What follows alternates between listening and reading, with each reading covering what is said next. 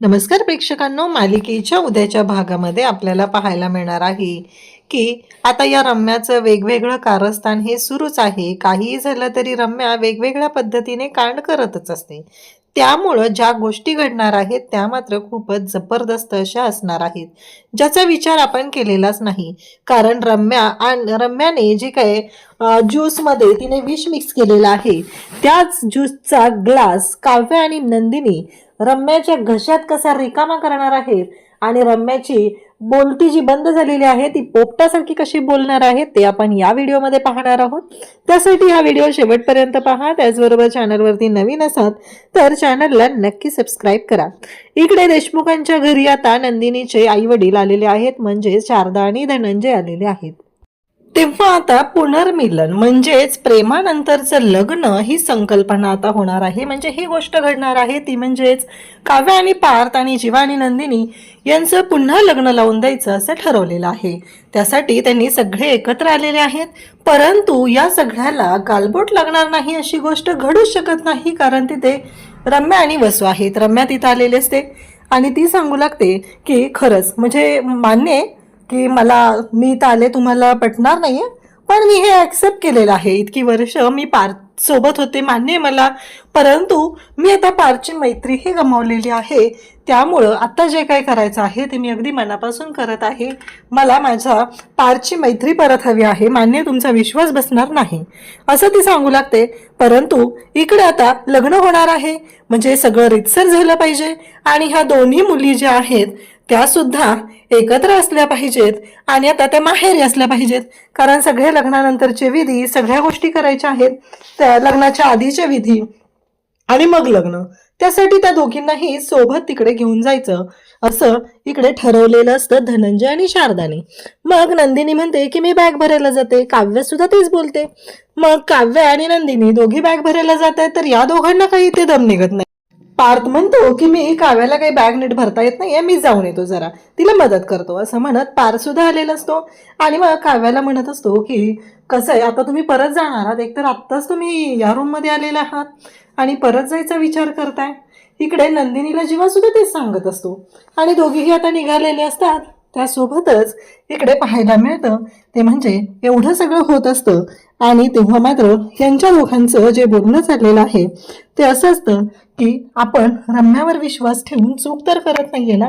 म्हणजे रम्या कशी आहे माहिती आहे ना. तेव्हा काव्य म्हणते की ठीक आहे असू द्या, पण इकडे हे सगळे म्हणत असतात. मग आता पार्थ म्हणतो की आपण काय करूया, आपण पोलच घेऊया, मग कळेल की काय होणार आहे ते. म्हणजे आपल्या कोणाला वाटतं की आपण रम्यावरती विश्वास ठेवला पाहिजे, त्यांनी बोटवरती करा, पण कोणीच नाही करत. नंदिनी पण करत नाही हे पाहून पार्थ विचारतो, नंदिनी तुला पण नाही वाटत का? तेव्हा नंदिनी म्हणते की नाही, माझाही तिच्यावरती विश्वास नाहीये.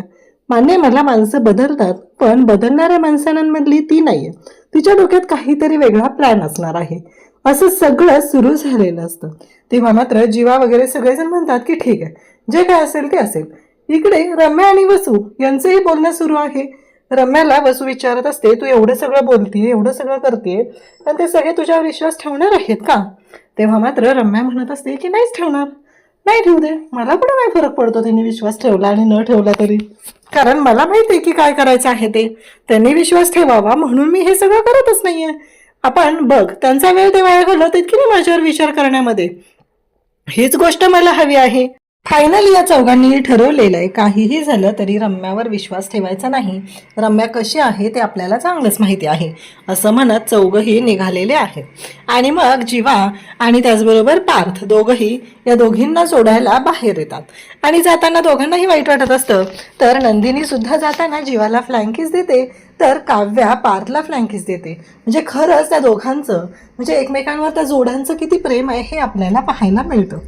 त्यानंतर दुसऱ्या दिवशी सकाळी नंदिनीने उठून स्वतःच्या चेहऱ्याला फेस मास्क लावलेला असतो आणि काव्या मात्र गाढ झोपीत असते. ती म्हणत असते की देशमुख असं नका ना करू.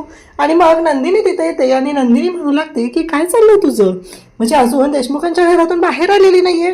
तेव्हा काव्या म्हणते, पण मला एक कळत नाहीये, मोहितेंच्या घरात भूत कुठलं आलेलं आहे, म्हणजे देशमुखांच्या घरी जायचंय त्याच्यासाठी या भूताने काय केलेलं आहे असं म्हणत दोघीही आपापली टर उडवत असतात. त्यावेळेस नंदिनी म्हणते, बासा हे सगळं नाही बोलायचं, तेव्हा काव्या म्हणते की नंदिनी, जीवाच्या आवडीचा परफ्यूम तू इथं आणून ठेवलास ना ताई, नंदिनी ताई? तेव्हा ती म्हणते की हो बरोबर आहे, पण आणि मग मात्र आज सकाळी कुणीतरी छान दिसावं आणि तिथं गेल्यानंतर चेहऱ्यावरचा जो दुसऱ्याची नजर आहे ती हटू नये म्हणून सकाळ सकाळ चेहऱ्यावर मास्क लावलेला आहे, असं म्हणत काव्या ही नंदिनीला चिडवत असते. आणि नंदिनी सुद्धा गालातल्या गालात लाजत असते. त्यासोबतच आपल्याला पाहायला मिळतं ते म्हणजे देशमुखांच्या घरी काही वेगळे हाल नसतात. पार्थ सुद्धा काव्याच्या आठवणीत कसा विसरतो. जेव्हा जिमला गेलेला असतो तो लवकर आलेला असतो. तेव्हा मानिनी विचारते की आज लवकर आलास? तेव्हा तो म्हणतो हो. मग मानिनी त्याला चहा देते. त्याच्या नेहमीच्या सवयीप्रमाणे त्याला जी सवय लागलेली आहे, चहाचा कप हातात आला की त्यातला निम्मा चहा बशीत ओतायचा आणि तो नंदिनीला द्यायचा, कारण ते दोघं जण मिळून चहा घेत असतात अगदी सुर करके. आणि मग बरोबर त्याच वेळी विक्रम तिथे येतात आणि विक्रम तो चहाचा जो कप आहे म्हणजे त्याने दिलेली जी बशी आहे ती घेतात आणि म्हणू लागतात की मला माहितीये अजूनही तू नंदिनीचाच विचार करत आहे, नंदिनीच्याच विचारात आहे, पण एक गोष्ट लक्षात ठेवा देशमुखांची खोंडा, कारण एक गोष्ट लक्षात ठेवा, कारण मोहितेंच्या ज्या लेकी आहेत त्या निघालेल्या आहेत, त्या कोणत्याही क्षणी आता इथं पोहोचतील आणि तुम्ही दोघं अजून असेच आहात असं म्हणत ते चिडवत असतात. जा जा तयार हो लवकर आणि छान तयार व्हायचं. तेव्हा ती सांगत असते की मी आशाला सांगितलंय पोहे बनवायला. तेव्हा हे दोघं जण म्हणतात की काय हे पोहेच का, उलट त्या मुलाला टेन्शन आलेलं असतं आणि हे पोहे काय बनवले जातात ऍसिडिटी होण्यासाठी. नाही नाही, मी आणि माझ्या ह्याने ठरवलेलं आहे की आज पोहे नाहीत करायचे, वेगळं काहीतरी बेत आखायचं आहे. तेव्हा इकडे लगेचच बोलायला सुरुवात करतो तो विक्रम. त्यावर लगेच मानिनी म्हणत असते की कसं आहे, त्यावेळेस तुम्ही एवढे पोहे खाल्लेले होते आणि लाडू सुद्धा खाऊन बसलेला होता, हे आम्हाला माहिती आहे. नंतर मला कळलं होतं हे सगळं तुम्ही काय काय केलंय. तेव्हा तो म्हणत असतो तसं नाही ग, जे खरं आहे ते सांगतो ना मी. तेव्हा हे दोघं पण हसू लागतात आणि मग विक्रम सांगायला सुरुवात करतो की काय झालेलं होतं. पार्थ म्हणतो की मला एक इम्पॉर्टंट कॉल आलाय, मला जावं लागणार आहे. आणि तेव्हा जीवा सुद्धा सांगत असतो की हो. तेव्हा विक्रम म्हणतो की माझ्या मुलांना काय वाटलं मला कळणार नाही, ते असे नाटक करून निघून गेलेले आहेत ते, असं म्हणत विक्रम मानिनीला सांगत असतो. तेव्हा या दोघांनाही खरंच आपल्या बायकांना भेटायची खूप घाई झालेली आहे आणि ही ओढच पाहायची आहे.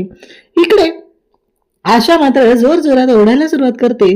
पाहुणे आले पाहुणे आले आणि मग मानिनीवरती असते, मानिनी खाली येते. तेव्हा तिला वसू म्हणते की अगं एवढं ओरडायची काय गरज आहे, येते ना मानिनी खाली. विक्रम आलेला असतो आणि मग आता सगळेजण या दोघींचं त्याचबरोबर धनंजय आणि शारदाचं स्वागत करतात आणि त्या दोघांनाही चौघही आत येतात. अजूनही आता हे दोघं आलेले नसतात आणि मग नंदिनी आणि काव्या या दोघी माझ्या आता लेकी आलेल्या आहेत असं म्हणत मानिनी त्यांना जवळ घेते. छान असं हे सगळं फंक्शन जे आहे त्याची जोरदार तयारी सुरू झालेली असते. देशमुखांच्या घरी हा सोहळा रंगलेला असतो, कारण प्रत्येक वेळेस मुलानेच का जायचं, मग मुलींना घेऊन यायचं, हे एक वेगळी प्रथा इथे देशमुख आणि मोहिते फॅमिलीने घेतलेली आहे. आणि त्याच वेळी इकडे पाहायला मिळतं ते म्हणजे आता ह्या दोघीही बसलेले असतात. मग अजून हे दोघं का आलेले नाहीत असं म्हणत त्या दोघांनाही बोलवलं जातं. ते दोघंही यायला लागलेले असतात, कारण ह्या दोघींची नजर त्यांना शोधत असते. मग तेवढ्यातच इकडे आशा जाते आणि मग ज्यूस आणायचा आहे म्हणून ती गेलेली असते. रम्य स्वतः किचन मध्ये आलेले आहे आणि यावरून इकडे आशाला सुद्धा वाटत असतं की नाही कुठंतरी काहीतरी आहे, कारण ही अचानक इथे कशी काय आलेली आहे, म्हणजे हिच्या डोक्यात काय सुरू आहे असं रम्याला वाटू लागलेलं असतं. सॉरी, आशाला वाटू लागलेलं असतं, कारण कधीच किचन मध्ये न येणारी आणि आज एवढा चांगला कार्यक्रम आहे याच्यामध्ये काय. तेव्हा ती म्हणते की मी सरबत बनवते आणि फ्रीजला ठेवते, म्हणजे सगळे कसे पिऊन गार झाले पाहिजेत. याच शब्दामध्ये बरोबर आशाने रम्याला ओळखलेलं असतं आणि रम्याचा डाव काय आहे ते तिच्या लक्षात आलेलं असतं. आता सगळेजण ज्यूस पिण्यासाठी घेतात, सगळ्यांना ज्यूस दिलं जातं आणि तेवढ्यातच आशा धावत येते आणि म्हणू लागते थांबा, ज्यूस कोणीच पिऊ नका, कारण रम्याताईने त्याच्यामध्ये विष मिक्स केलंय. सगळ्यांना धक्का बसतो आणि तेवढ्यावर आशा थांबत नाही, तर नंदिनीला म्हणते की बघा तुम्ही रम्याताईंचा ड्रेसचा जो किस्सा आहे ना त्याच्यामध्ये तुम्हाला बॉटल दिसेल. आणि नंदिनी उठते, रम्याचा किस्सा चेक करते आणि त्याच्यामध्ये बरोबर ती बॉटल सापडते. सगळे आता चिडलेले असतात. पुन्हा एकदा रम्या पकडली गेलेली असते आणि ते आशाने बरोबर रम्याचा डाव उधळून लावलेला असतो आणि दाखवून दिलेलं असतं की रम्या कशी चुकीची आहे ते. त्यासोबतच इकडे पाहायला मिळतं ते म्हणजे एवढं सगळं झालेलं असतं. आता रम्याला आता सोडायचं नाही असं काव्या आणि नंदिनी ठरवतात. नंदिनीने तर तिला पकडलेलं असतं आणि त्या क्षणी काव्याने तो जो ज्यूसचा ग्लास आहे तो घेतलेला असतो. कारण रम्या आणि वसू म्हणत असतात की माझ्या लेखीवरती आरोप करायचे सोडत नाहीये तुम्ही, हे सगळं मुद्दाम केलं जातंय. आणि असं म्हणत आता ती म्हणते की बघूया ना कोण खरं आहे कोण खोटं आहे, या सगळ्या गोष्टी कळतील असं म्हणत काव्याने तो ज्यूसचा ग्लास घेतलेला असतो.